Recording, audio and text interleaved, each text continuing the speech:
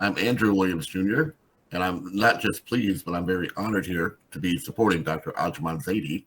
And Ariba, I have to say that you are a perfect representation of the good working spirits that this young lady has brought to the entire world. Well, it's true. And I don't speak from what I think I know. I actually do know this from my observations of her over the past 12 years. I am, in fact, Honorable Andrew Williams Jr.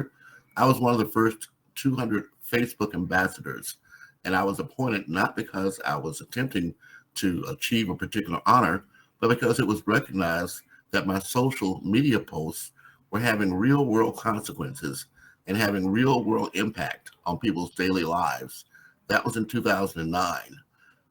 In 2014, I was appointed as president of Five Points Youth Foundation. So I had the opportunity then to take advantage of an organization that Dr. Zaidi is very much familiar with, the United Nations Global Compact.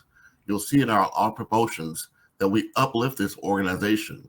And I think it's very important today to have this conversation because for those of you who do not know, it was actually founded by Kofi Annan, who was following in the footsteps of others such as Mahatma Gandhi, Martin Luther King, even Mother Teresa, because at the heart of it, the whole concept was based upon human rights, labor, the environment, and finally, anti corruption and transparency. I really applaud Dr. Zaidi for undertaking the campaign that my organization launched back in 2015. Our idea was to recruit hundreds and hundreds of civil society organizations who would take the responsibility for working from the bottom up, while you have governments and businesses who are the prime movers of the money that makes a difference in the lives of people around the world. Kofi Annan brought it to our attention that many times those activities have adverse impacts on the local communities that are actually at the heart of what we're doing. Dr. Nikki's words spoke to me so poignantly because, as she says, for example, in the Democratic Republic of the Congo, we are all depending upon the United States now to have what's called this new green revolution that'll be driven by renewable energy. But when our sources of these, when the sources of our solar power and even our iPhones and our electrical vehicles come from the child labor in the Congo, that means we all have to stand up and start to pay attention to what we're actually doing with our own time and lives and money, how this is all interconnected. These 17 Sustainable Development Goals are not new. They're just a second iteration of the United Nations Millennium Development Goals that began in 2000. That was not a 15-year plan, it's a 1,000-year plan. But the outcome is intended for us to achieve peace on earth during the course of our lifetimes. And it's up to all of us to make the commitment to not just talk about what we're doing, but let the world know about what we're doing. We're in a condition now and have been for several decades where there is a handful of media organizations that control 95% of the world's media. Recently, we've had social media, particularly platforms such as we're using now, Google, Facebook, etc., that empower us to become producers and not just consumers. So I'm suggesting and offering and asking each of you to take advantage of what I have made available to Dr. Zaidi and to other of our goodwill ambassadors around the world. You'll find that this hopefully will be rebroadcast and replayed and reshared. And that is the technique that advertisers use.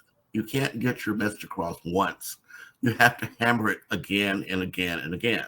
So I'm asking each of you to consider becoming goodwill media ambassadors so that what you do is you tell the world about the good things that you're doing in your local community, but more specifically, how that relates to each of the sustainable development goals.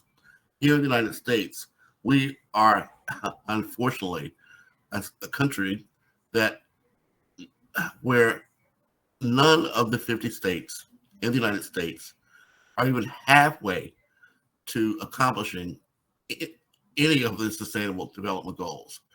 The study was just done, and unfortunately, people like myself, I represent the indigenous, the African American, and the underprivileged here. It is we who are the ones that are left furthest behind. Also, I'm disabled, and that's not so easy to see through the screen because I do my best to use the tools and resources I have to reach a wider audience. I hope that this is an example, no matter where you are or what your background is, you can use the tools and technology in front of you to accomplish your objective. So I'm asking each of you to begin to identify what are these sustainable development goals and how what you are actually doing impacts one or more of them.